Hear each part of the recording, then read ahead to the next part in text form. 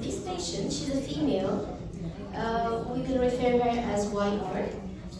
She presented at the first month of her life with bloody diarrhea, about 10 motions per day, about 10 to 15 days every attack. It appears about every month with colics, abdominal distensions, and perianal ulcers. The patient sought medical advice and she improved on Pentasa and made product restriction and needed a course of Bridazole for 1 milligram per kg per day for 1 month. The attacks of diarrhea completely disappeared for about 7 months. The mother gave a history of recurrent attacks of facial eczematous rash that responds to topical treatment. When the patient presented to us, she was 9 months old. She presented with fever, dyspnea, cough, and she was not improving on oral antibiotics.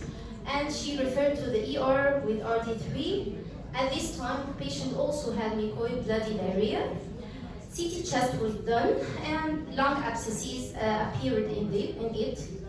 Echo showed mild pericardial effusion, and during admission, the patient developed generalized wheals all over her body with raised skin rash that she was not diagnosed actually what this rash was, sometimes zinc deficiency or maybe eczematous, and she started zinc treatment, however, she didn't totally improve. At the presentation, the patient, as we can see, she has failure to thrive and she was also stunted. However, there was no organomegaly or lymphadenopathy. At this time, the first diagnosis that appealed was it could be a CGD. So we did CBC. The only thing remarking in the CBC was normocytic normochromic anemia and xenophilia.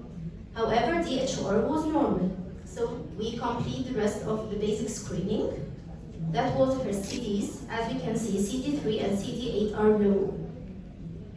Immunoglobulins, the immunoglobulin G, A, and E were high in this patient. As we were following the CBC later on, one of the CBCs of this patient saw thrombocytopenia, and all her CBCs showed eosinophilia. Okay. Going deeper in her family history, there was an alarming family history, in fact. She has a female sibling of similar phenotype. She presented, her sister presented at month 1 of life with bloody diarrhea and persistent bilateral draining ears. At the age of 5 months, she presented with gangrenous patches over the hand and foot. She was not Bardo diagnosed, either thrombophilia or vasculitic rash, and she was on cryo whenever the rash appeared, not totally improved on the cryo as well. And since then, she always had a recurrent bloody diarrhea and recurrent vasculitic rash. At the age of 3.5 years, she did colonoscopy to know why she's always having bloody diarrhea. There was marked inflamed ulcerated mucosa, and the pathology show evidence of vasculitis.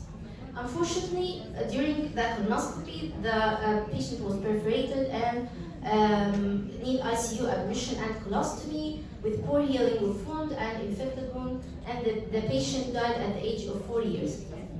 When we check her CBC and immune profile she did before, as we can see that she has low CD3, low CD8, low CD4. Okay, back to our patient again.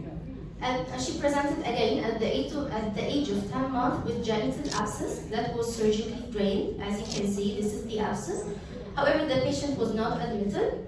And the patient has exotropia, so slit lab showed bilateral anhydria. The patient also presented with generalized eczematous rash, as you can see. At the age of 12 months, when the patient was fit, she was a lower endoscopy and upper endoscopy was done. As you can see, the lower endoscopy show ulcerated mucosa but no polyps, and the pathology show moderate colitis, moderate duodenitis with preserved villi.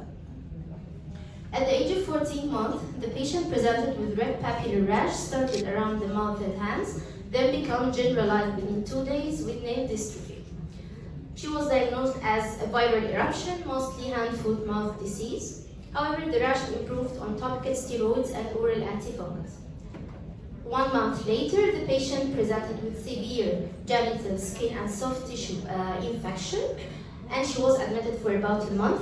With her CRP was 150, and as you can see, she's always underweight.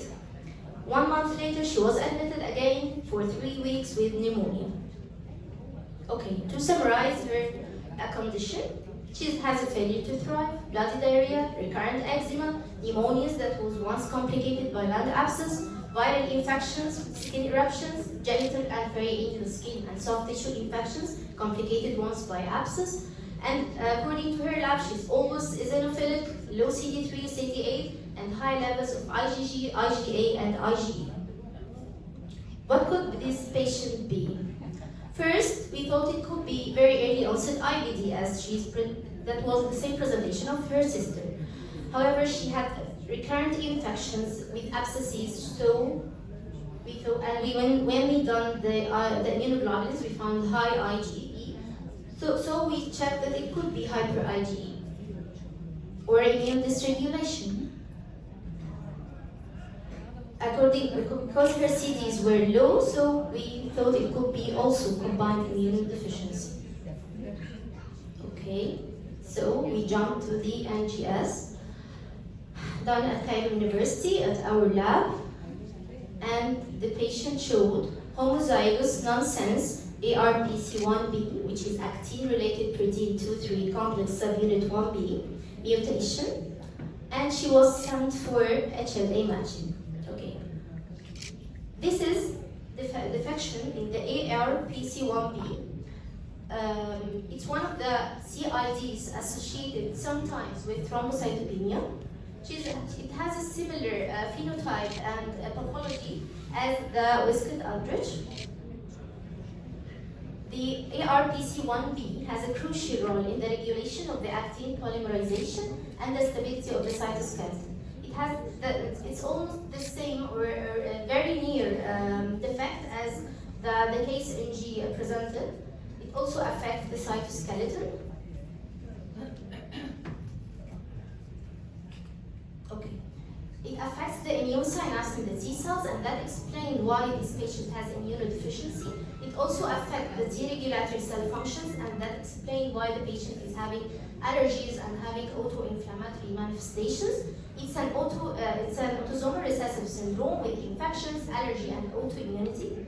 The most common presenting symptoms are skin rash, infections, and GI bleeding.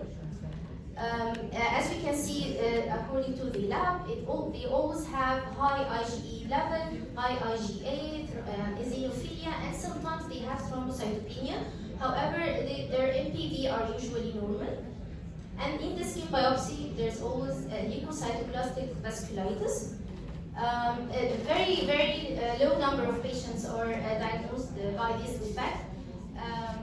Some of them will benefit with the bone marrow aspirate and some are not. However, we send this patient for HLA and she's on prophylactic antibiotics and antifungal. Okay, take home message.